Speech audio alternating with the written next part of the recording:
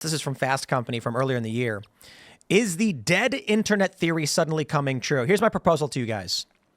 One of the reasons perhaps we are seeing the left lose so many viewers and subscribers and why these channels are losing ratings, could it be that dead internet theory was true and that it was a mechanism by corporations and governments to prop up far left ideologies to create the perception that they were popular? Let me pause first and explain what this is. You guys familiar with dead internet theory?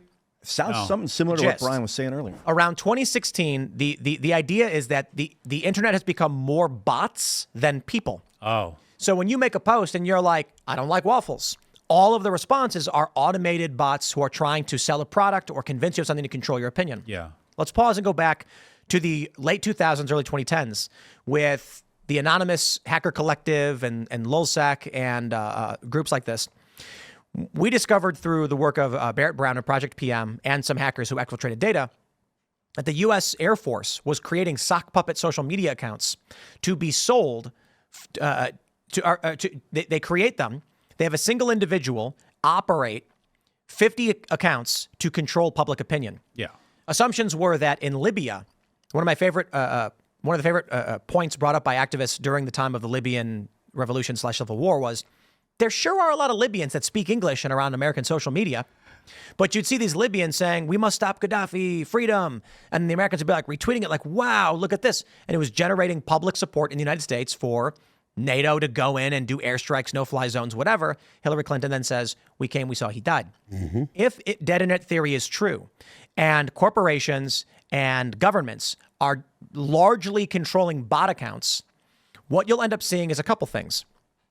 The first, when Elon Musk bought X, what did we see? When it was announced he was going to buy X, leftists lost tons of followers. Conservatives gained tons of followers. How does that make sense?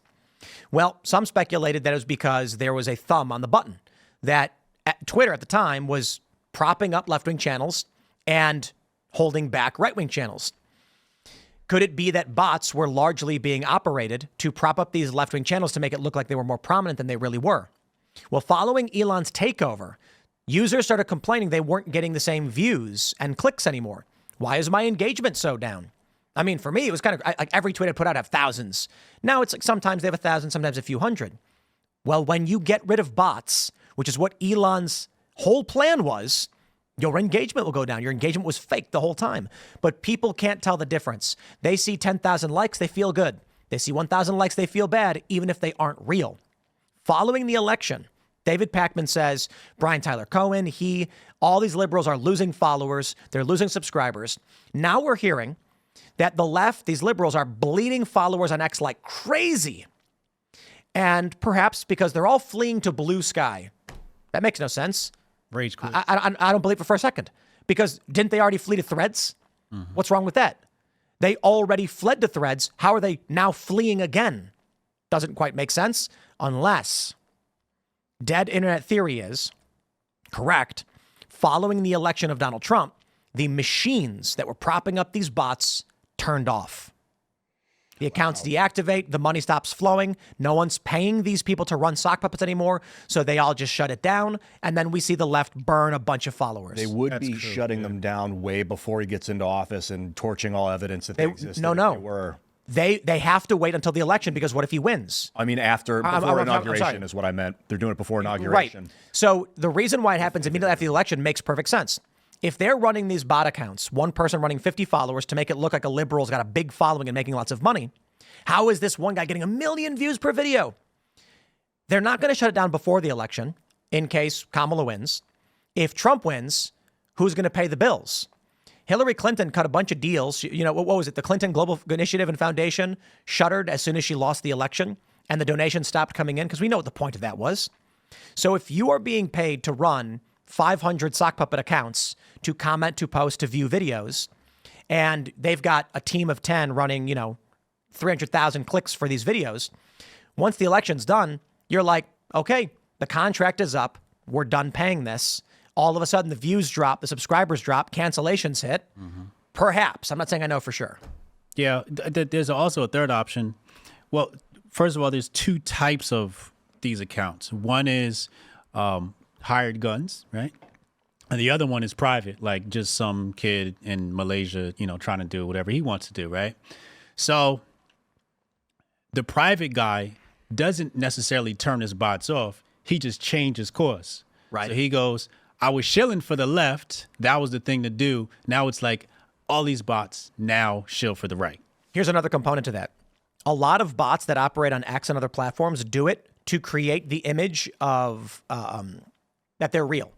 So one of the first things bots will do is they'll follow prominent social media accounts so that if somebody investigates, they see what looks like a normal user following Brad Pitt and Rachel Maddow. Could it be perhaps then that a lot of the followers were passively following what was assumed to be prominent mainstream voices, CNN, liberal commentators who get lots of views, because it made the bots look legitimate. And then once the popular vote swung, the bots just jumped over to right-wing personalities because they are viewed as more legitimate. Correct. Yeah. You'd have, and it's all hypothetical. I'm just saying. You could get the analytics if accounts unsubscribed and resubscribed in mass for sure. You could get those analytics. Elon would have access to MSNBC's ratings have collapsed, and now Fox News' ratings are jumping. I don't see that as bots because that's the ratings tracking agencies. But our views are way up. I know why they lost ratings. So CNN had a change of CEOs last year, right? And they tried to come more center, right? Oh, yeah. Center right. MSNBC recently tried to go more center right. So what happened was everybody was accustomed to a certain product that was extremely leftist.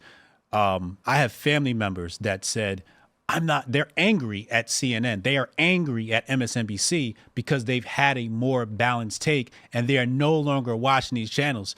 So some of that drop off is attributed to the fact that people don't want to hear anything positive about Trump because they've been so programmed with Orange Man bad that it like the thought inside of them enrages them. So let me see if I can. I'll play this clip for you guys. This is from Jon Stewart. Joe and I went to Mar-a-Lago to meet personally with President-elect Trump. And for those asking why we would go speak to the president-elect during such fraught times, especially between us, I guess I would ask back, why wouldn't we? Because you said he was Hitler. I'm going to do a one-act play called Joe and Mika Go to Mar-a-Lago. Mr. President, your rhetoric is outrageous. I cannot in good conscience... Ooh, are those macaroons? The pink one is raspberry. Yeah, man. The best part, because you called him Hitler, but that's your point. MSNBC is now saying, we're fine with Trump. Joe Scarborough, let me see if I can find this video where he gets a standing ovation where he says there's no middle ground with Trump. Yeah, but that's it's like bait and switch, right? But it's like let's say you purchase Pepsi, right, or some drink, right, and then they change the formula, like when Wendy's changed their French fries. What? Why would you change your French fries? You had the best French fries that could rival McDonald's French fries. Because Hindus got mad because they were making them in beef tallow, and the Hindus are like, that's not okay with us at all. What? Is that why? Yeah, seriously. Okay, so see, so now I'm not happy anymore, and I don't like Wendy's French fries anymore. So now it's like if I want junk, I go to McDonald's, right? But it's the same thing. You've changed your recipe, so people are no longer purchasing. That's it. It's like if a Pepsi changes its recipe, is it still Pepsi? I mean, it's a different drink with the same brand name on it. It's the same thing with these guys when they change their perception or their tune. I mean, people can change, but the vast oscillation of Mika and Joe is like changing the recipe of a food and keeping the same brand name on it. Listen to this. It's abrupt too. This is interesting. This is from April. Me trying to understand other people. And being so pragmatic and trying to be like, I'm okay, you're okay. Now, where can we meet in the middle? La, la, la. On this question, we're past that. You can't meet. If they voted for Trump in 16, whatever. They voted for Trump in 20, they knew exactly what they were doing. if they vote for Donald Trump in 2024, and I've said it on my show, I'll say it here, they're knowingly voting for a fascist. They're voting for a racist. They're voting for somebody that wants to put this country 200 years in the back. And so I'm not trying to figure them out. I'm trying to figure out how we get people out who love democracy, who love freedom, who love the rights of all Americans, how to get them to the voting booth. Because that's how we... And he couldn't, and Trump won, and now they're bending the knee and kissing his pinky ring. I just want to point out that fascism is not 200 years old. Right. Yeah, I also want to... It was a creation of the 20th century. Particularly Mussolini. It was his style of government. He coined it. Yeah, I mean, fascism started in the like around the same time as communism. Anytime someone throws out that word from now on, and these days, I'm going to ask them to define what they mean by that. Because calling someone a fascist might have a different meaning to one guy as it does to another guy. Like corporate government collusion, like the Federal Reserve, our whole system's built on that fascist thing right now, unfortunately. It doesn't have... Right around the formation of Mussolini's fascism is when the Federal Reserve came around. Any attachment to reality, though. All it means is bad thing I don't like. When I pointed out, this was back during the election week, that David Pakman was saying, like, I'm losing all these followers and subscribers. Please don't leave. Please subscribe. We need you. We pointed out it could be bots. And I said, I don't know about paid subscribers, but Twitter followers and YouTube subscribers, definitely. And he took issue with that, saying that I suggested that the platform was creating the bots. I was like, that's not what I said. And I actually showed an article. This is from when Elon said he wanted to buy Twitter. Before he did, there was this weird moment where liberals just lost tons of followers. And they tried making the excuse that, oh, it's because liberals are fleeing. And we're like, fleeing from what? Elon's not even bought the platform. Then they said, haha, Elon, you have to buy the platform. They forced him to do it. Apparently he was trying to back out, and then they're like, nope, you signed the contract, you got to buy it. Then he did. We saw conservatives gaining tons of followers before Elon bought the platform. How does that make sense? Some said it's because conservatives are coming back. No, that I don't think that makes sense. No change had been made to the platform. I think certain people have access to the code, and somebody had access to that algorithm, because the same thing happened to me as soon as it announced. And I think they went in and they took out whatever was nefarious in that algorithm, because they were afraid that when they purchased a platform, it would get exposed. And I don't know if Elon has, gone in and looked at previous code, but I think they went in and changed the algorithm so it wouldn't get in trouble. That's what a lot of people thought, that they took their thumb off the scale because they knew they were going to get caught. Right. And so what that means is they're suppressing right-wing accounts and propping up left-wing accounts. Correct.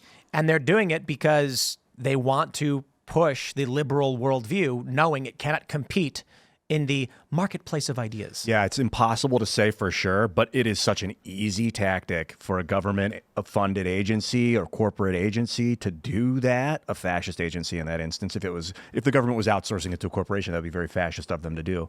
It's such an easy battle tactic of the mind to create tons of fake, especially with artificial intelligence now. The advanced AI that the Navy and the military is working with, that they have access to, I could imagine you'd have a variety of communication weapons. I call them weapons because they're shaping people's minds without them knowing. You can consider that as sort of weaponization. So it is like a very, very path of least resistance assumption. I don't want to publicly make the assumption and start claiming it, obviously. We can't do that without evidence. But yeah, it seems like a damn fine possibility, and it wouldn't surprise me in the least, and I would say we should be on guard for it regardless. I want a button on YouTube where I can delete all my subscribers that haven't logged in 2 years or something. Correct. All my dead accounts, because they're making my algorithm look bad. Yeah. I put up a video, I got 30,000 followers, and it gets 600 views. Like, probably 10,000 of those people aren't even logging in. I don't know. Thanks for checking out this clip from Timcast IRL. Make sure to watch the show live Monday through Friday at 8 p.m. Subscribe to this channel, and we will see you all there.